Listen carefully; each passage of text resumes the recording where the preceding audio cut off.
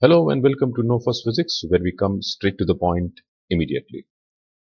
Till now, we understood electric flux, a way to measure how electric field passes through surface. But now comes one of the most powerful ideas in electrostatics, that is the Gauss Law, a law that connects electric flux directly to the charge enclosed inside a surface. And it also makes many difficult electric field problems very simple.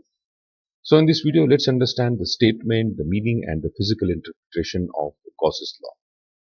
Let's begin. So before I begin Gauss's law, let us quickly recap what we have studied in electric flux, right? So if I take a very small area, let us call this area dA, this vector which is perpendicular to the surface will represent the area vector of this.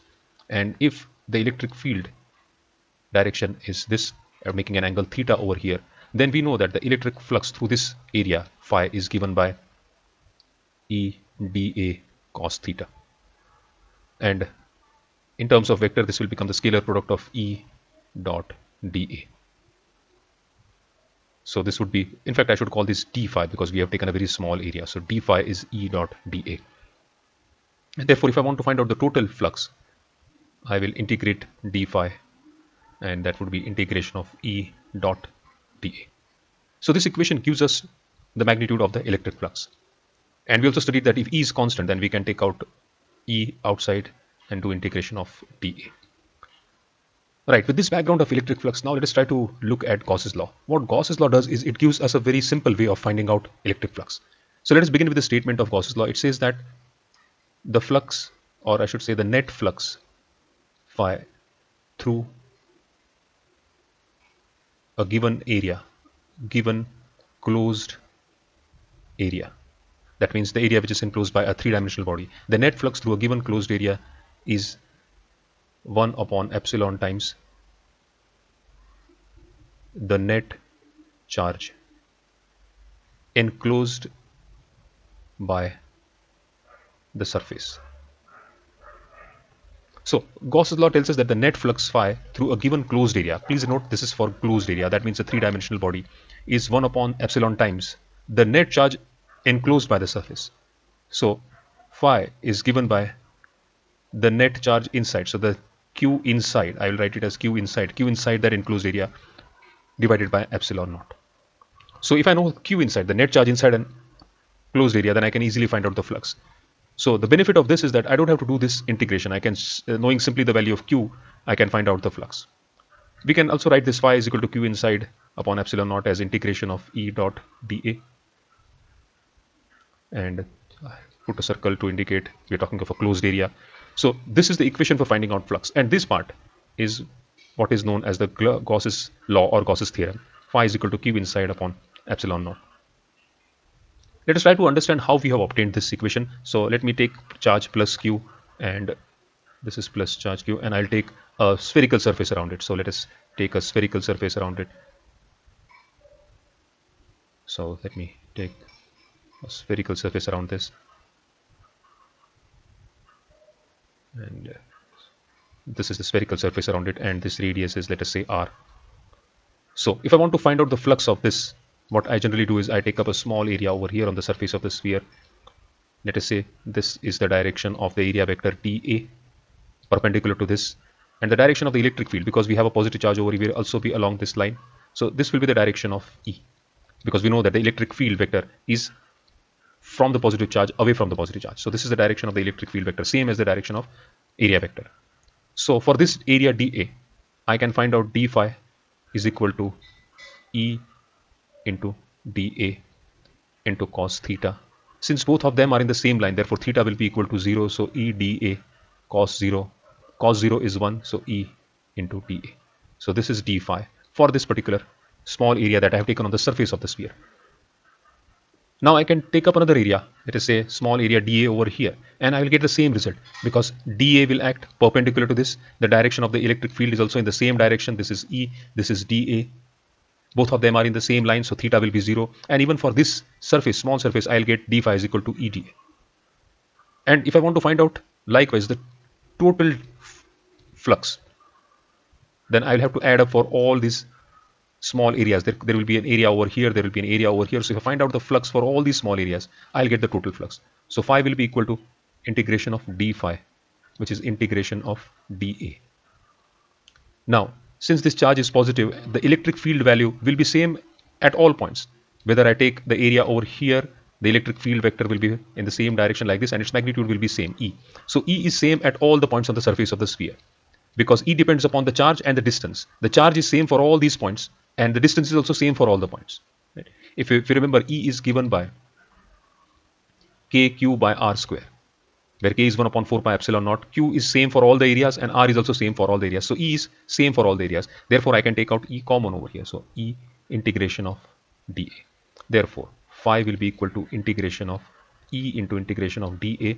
Now, what is integration of dA? That is basically the addition of all these areas. And if I add all these areas, I'll get the total area of the sphere. So this will be equal to E into 4 pi r square. 4 where r is the surface area, where r is the radius of the sphere. So the total surface area 4 pi r square of the sphere. So phi is equal to, therefore, E we know is given by 1 upon 4 pi epsilon naught q by r square. This is the value of E multiplied by 4 pi r square. And therefore, phi will be equal to 4 pi will get cancelled out, r square also will get cancelled out, and I'll be left with q upon epsilon naught. So thus we have shown that the total flux through this spherical surface is given by q upon epsilon naught. The other important feature of Gauss's law is that this phi through that given closed area is same irrespective of the shape or size, irrespective of shape or size. So let us first begin with size and understand what happens if the size increases. Now, if I take the same example and if I take a sphere instead of radius r of, let us say, 2r, then this will be another additional r, and I'll get a sphere like this, something like this. Even though it's not coming out to be a circle, I hope you understand that this is a sphere of radius 2r. Now, for this sphere also, the charge enclosed is plus q.